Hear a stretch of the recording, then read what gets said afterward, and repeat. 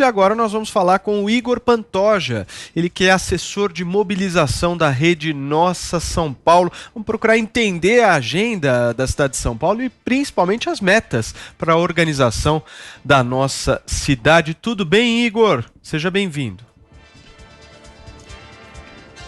Nós não estamos te ouvindo, acho que o seu microfone deve estar desligado. Desculpa, agora conectei.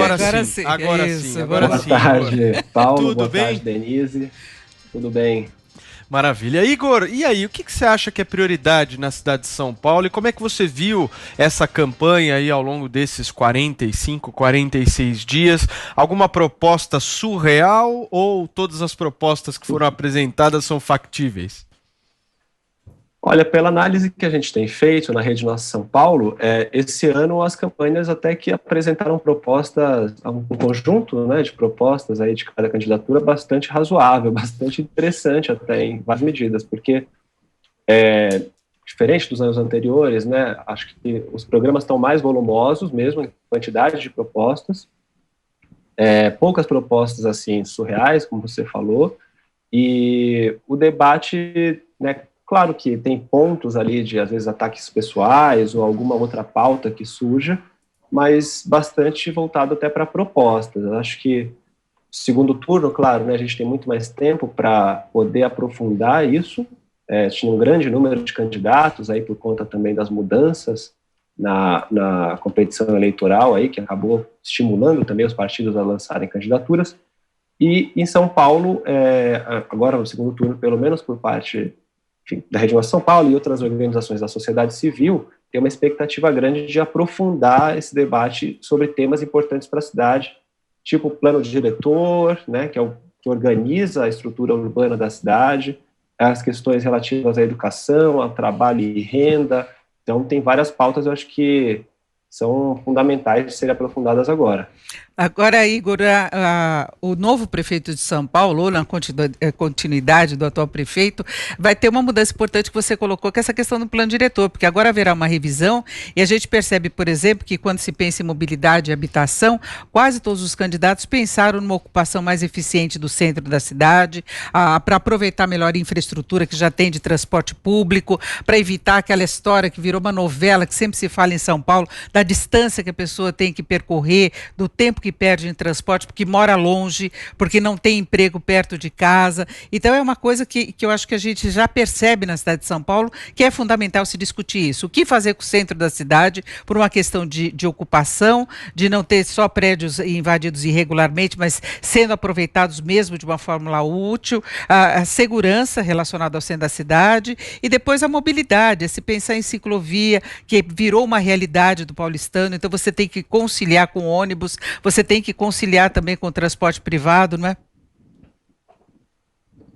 Exatamente o que você falou. Acho que o desafio de conciliar algumas legislações e algumas iniciativas recentes é o grande desafio da próxima gestão, porque, por um lado, né, a gente tem esse processo de revisão do plano diretor, que é um processo que, longe de ser técnico, é um processo bastante politizado, tem muitos interesses em disputa numa revisão de plano diretor, tanto em relação a corredores de ônibus, onde eles vão estar localizados, quais vão ser as áreas que vão ser priorizadas para o desenvolvimento urbano da cidade, a habitação no centro, a criação de zonas especiais de interesse social, né, onde vão estar localizadas ali as habitações das pessoas com menor renda da cidade.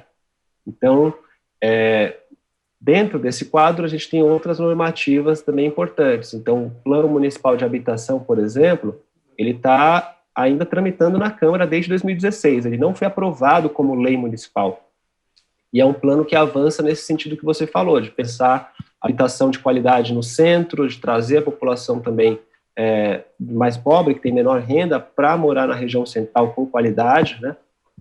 E além disso, você tem, por exemplo, a concessão da Zona Azul, que é uma questão muito delicada, enfim, que mexe muito com o espaço urbano, né?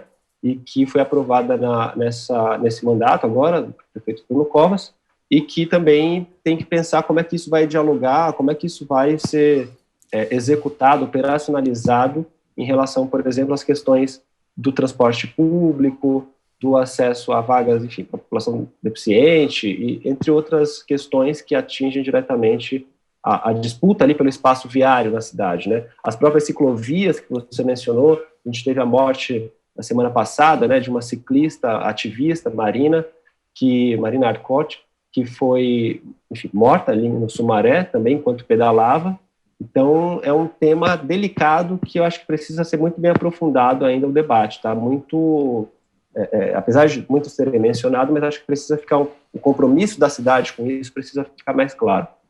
Agora, Igor, eu senti falta nessa eleição e vi poucos candidatos falando sobre isso, em pouquíssimas vezes, que é o tema da zeladoria urbana da cidade, né? O cuidado com as calçadas, a limpeza completa da cidade, as árvores da cidade, que, enfim, toda vez que nós temos enchente, aí a gente vê as quedas de árvore acontecendo, a fiação elétrica na cidade. A gente não viu muitos candidatos falando disso, né? Até talvez pelo fato da gente estar numa pandemia e o tema prioritário for o tema de saúde. Você também sentiu falta de propostas dessa área ou você ficou satisfeito com as que foram apresentadas? Eu acho que é um ponto que foi pouco tratado, sim. Concordo com você, Paulo, porque a gente tem um contrato recente, né, de limpeza urbana, especificamente, que mudou a forma de se fazer a contratação da limpeza urbana na cidade.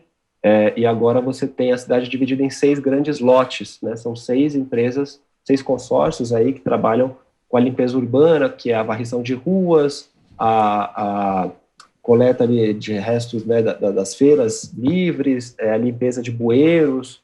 Então, esses contratos, eles ainda não é muito bem, vamos dizer, muito transparente a forma de fiscalização desses contratos, porque ela está atrelada às subprefeituras, mas não tem um espaço que o cidadão, por exemplo, possa... claro, tem o 56, que você pode ligar para pedir o serviço, mas não tem uma esfera, vamos dizer assim, de discussão sobre quais as prioridades, por exemplo, no nível da subprefeitura, para cada uma dessas demandas, né? Então, não tem um aspecto de transparência ali sobre a fiscalização desse tipo de serviço. Então, até no conjunto de propostas que a Rede Nossa São Paulo tem feito, junto com a Fundação Tite Setúbal, tem um projeto que chama Reage SP, que traz um conjunto de 50 metas para a cidade, né, inclusive metas relacionadas à questão de limpeza urbana, e também propõe uma questão que dialoga com isso que você falou, com o tema da limpeza urbana, que atualmente está nas subprefeituras, que é de como que a cidade pode ser melhor pensada, pensada de maneira descentralizada também a partir das subprefeituras. Então, acho que esse tema da limpeza especificamente é um tema que a comunidade local muitas vezes tem uma atenção especial e tem pouco poder de influência sobre isso. Então, pensar novas maneiras de que a prefeitura possa conferir maior descentralização na sua administração, incluindo a participação popular a partir das subprefeituras, é um tema importante também que a gente quer avançar nessa discussão. Muito bem, conversou conosco aqui o Igor Pantoja, ele que é assessor de mobilização da Rede Nossa São Paulo. Igor, obrigado, viu, cara? Obrigado mesmo. Volto sempre aqui com as suas opiniões e análises sobre as propostas, as melhores propostas aqui para a nossa cidade. Muito obrigado. Obrigado a vocês. Obrigado, Paulo, Denise e toda a equipe aí de produção.